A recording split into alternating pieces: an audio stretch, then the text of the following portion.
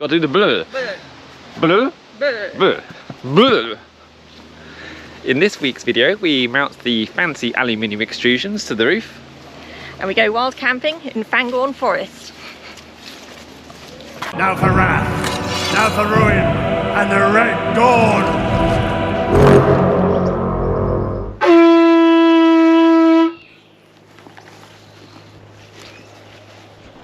Now it is time to test fit the roof rack rail to the brackets. Looks very promising. The thing that I thought would catch me out the most is that the gaps from underneath these brackets wouldn't be even, that the brackets would be like the van would have some twist and wobble to it, but I mean this one, the third one from the gap's got a millimetre gap on underneath it, but there's going to be enough flex to deal with that.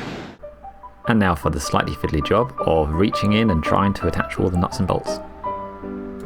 That was, I don't, saying it quietly, but that was weirdly easy. It just doesn't end.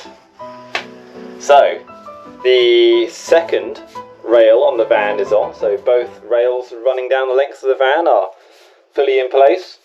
Lovely. Second one went on really, really easily. Obviously I'd learnt a little bit from doing the first. Not a problem. About, I don't know, half an hour or something that was on. Anyway, the cross rails then. So, if you imagine this rail here is running down the length of the van, I've got these cross rails which the solar panels are going to mount to, like the long edges of the solar panels or Starlink or whatever. And to mount these two together, I got these aluminium brackety bits. Very nice. And when you buy them, you can optionally buy, I want an anti-torque feature on them. The anti-torque feature is good, seems sensible, locks it into the rail so it can't twist. Not a problem. Very good, very good, very good, very good, very good. Oh, yeah, the anti-torque feature doesn't work in this orientation. It interferes with the aluminium extrusion. So, I'm just going to have to cut them off. Well, not all of them. I only need to cut off the anti-torque feature on half the bracket. The other half is absolutely fine. So having a bit of a think about it as well. Am I losing strength by doing this? I really don't think so. Gravity is on my side. The cross members are sitting on top of the long rails, so you know they're not supporting the weight of anything. They're just trying to stop things from moving around. And there's going to be two, so one on each side, and then on the other side of the cross rail, obviously on the inferred other end, sitting on this pint glass. I mean, it's German, so a litre glass. There's going to be another rail and another couple of brackets here. So this cross rail will be supported absolutely fine. It's just a bit annoying. Is what it is. I just got to go and find a nice workflow to cut both of these off on 40 of these brackets. So I think that's going to be the rest of the day. Pretty good to me. Bit of quality time with the angle grinder.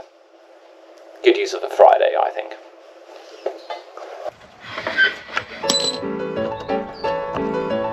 I'm now looking to dry fit all of the cross rails with my modified brackets.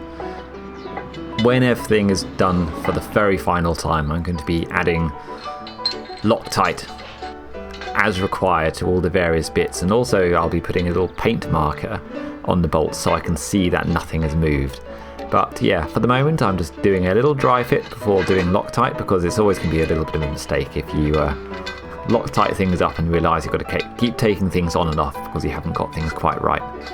These T-slot nuts and the extrusions make the roof rack so flexible, and yeah, it's an expensive way of doing it, but it is really a nice way of doing it as well if you can justify the cost of it. Not slightly concerning, although I think I got away with it. These cross rails are supposed to significantly overhang the long rails. When I say that, when I got the dimensions from the van from this CAD model, that's what should have happened. That hasn't happened. They are like exactly the right length. Now it's fine, because it must mean that my CAD model was wrong, and it's resulted in, well, the cross members not actually nearly fitting on the top of the van. However, the cross members will fit the solar panels, because the solar panels are an actual measurement that's official. I just pulled the measurement between the rails from a 3D CAD model of unknown dubiousness. Turns out to be a bit more dubious than I thought. I'm very glad that the van isn't any wider than it is, because otherwise those cross rails wouldn't fit.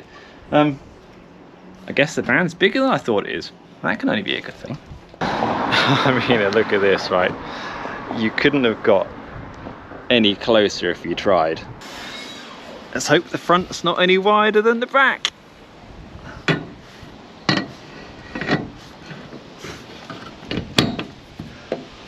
It's not. Good. The roof rack mounts are being bolted together with stainless nuts and bolts. I am using aluminium slip on the threads to stop the stainless from just seizing up. I'm not using Loctite on this because I want to take this off, so I'm using a nylock nut instead. I end up looking like the guys from the guys that shout chrome in the film and spray their mouth full of chrome spray paint. Mad Max at the end of this. All this aluminium slip going all over me. As you really don't want the roof rack rattling off the top of your van, I'm using either nylock nuts or I'm using Loctite to make sure that none of this comes loose.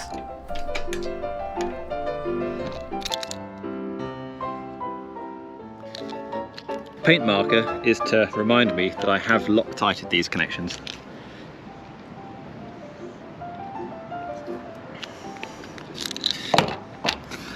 Bit of a faff, but entirely doable.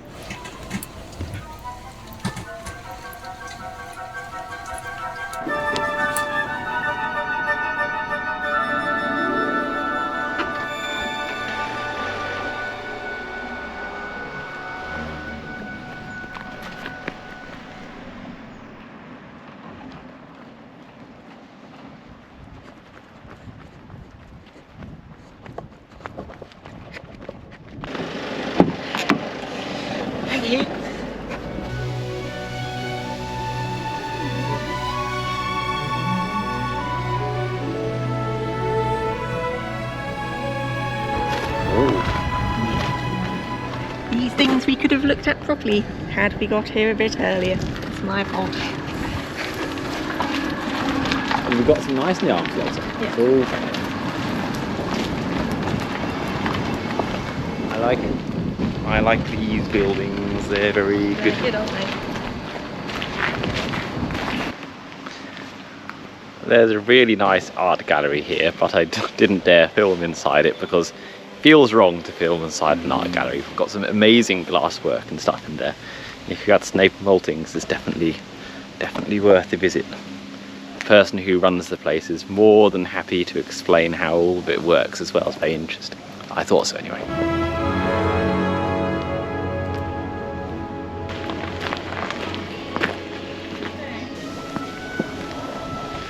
Some very interesting traditional boats as well, and I like that this one's got a proper tiller. None of this steering wheel nonsense.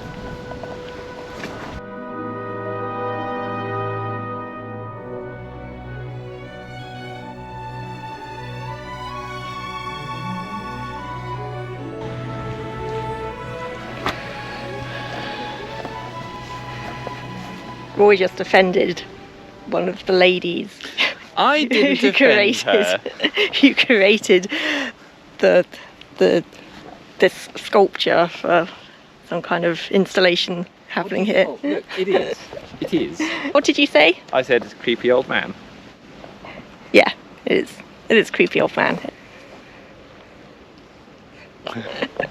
Which is which? She She told him in no uncertain terms that it's part of an art installation and gave him a brochure.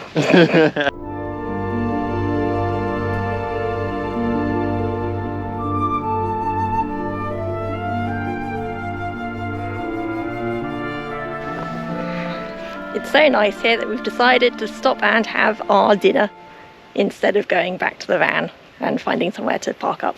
So I made some very special summer rolls. It took ages. I thought it would be really nice and quick. I can make it in 10 minutes and then we can leave the house on time. Lots of time to explore. Where are we? Lots of time to explore Snape Maltings. But no, it was really complicated. Oh well, we'll see if they're nice.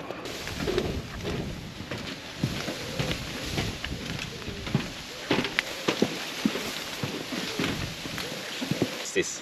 These are summer rolls. It was a recipe from the Tesco magazine, so it's super authentic Vietnamese. They look a bit gross. But I've done my best. So I used leftover roast chicken that Roy cooked at the weekend, and then it's just some vegetables.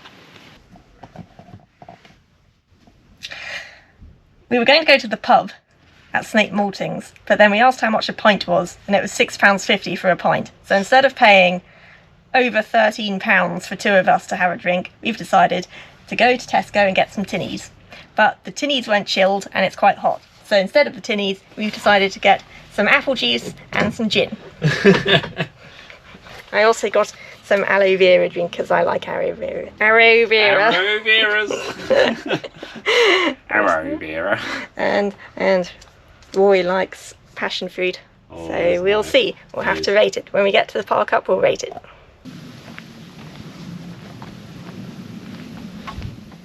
Ready for the rating? Oh yes, ready to rate some shit. What are we rating? First of all, it's up to you really. I suppose we'll rate the gin and apple first of all. Okay, gin and apple. Yep.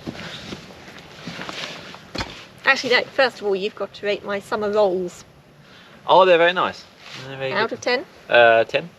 Yeah, okay. Let's not believe that. You're not in shop. Well, at 10. So, gin and apple. Nice apple juice. Yep.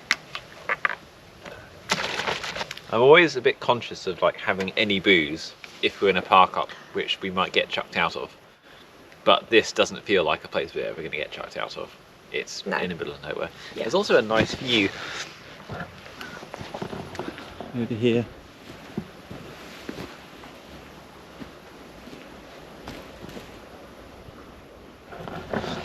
I'm reading Lord of the Rings at the moment. I think it's all quite apt. Lord of the Rings and their Scots pine plantations. Oh, absolutely. Those Middle Earth Scots pine Well, plantations. you know, was his face Sauron needed lots of wood for his fires, didn't he? That's true. That is true. It depends, you know, what are we comparing it to? Other cocktails? Other gin and tonics? Booze in... £6.50 Oh, yeah. pint from Compared to a £6.50 pint from thingy. Fancy Pants pub. 10. Excellent. 10, Yeah, very good. because we get to sit in a forest and drink it. Yeah, it's better, isn't it? Yes. I wasn't expecting the bits. Oh, the aloe vera bits, that's what Yeah. makes it nice. It's like bubble tea almost. And it's not fake bits, it's Yeah. aloe vera. It's good. Right. Haven't given a number out of 10 though. 7. Okay. The only thing we're missing now, I think, is a table. Maybe we should get a little folding table. Yeah, that would be helpful.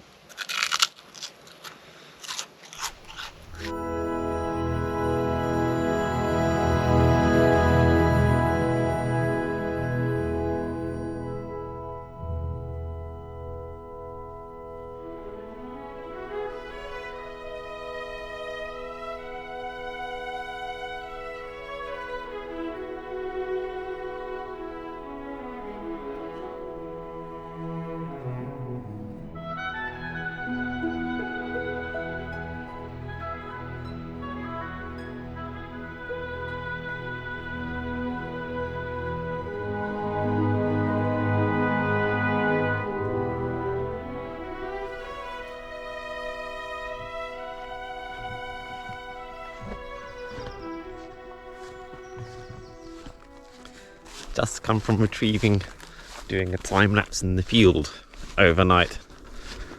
Quite excited to see if that works or not.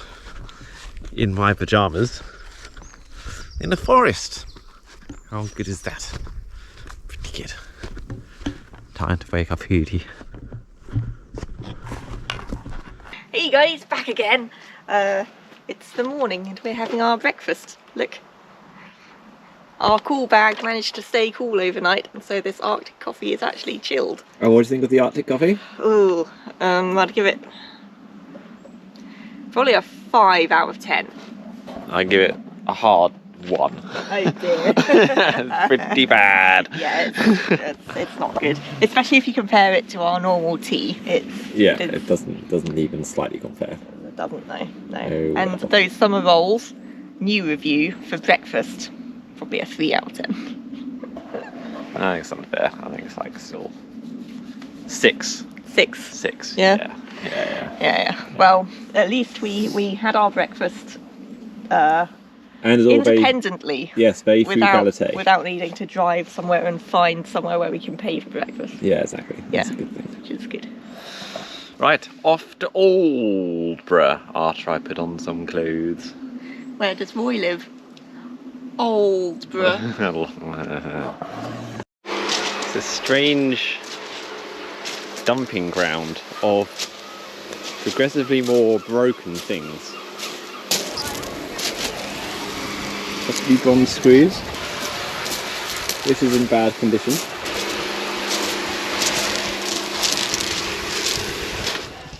I guess they just leave them here until they completely rust away. Seems a bit strange.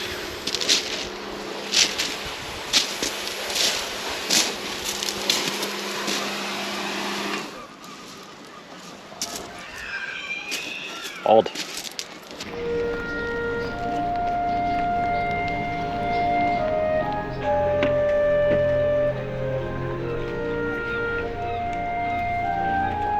Looks quite nice, isn't it? It does, yeah. Well, I can have this because it's gluten-free, and you can have the bread.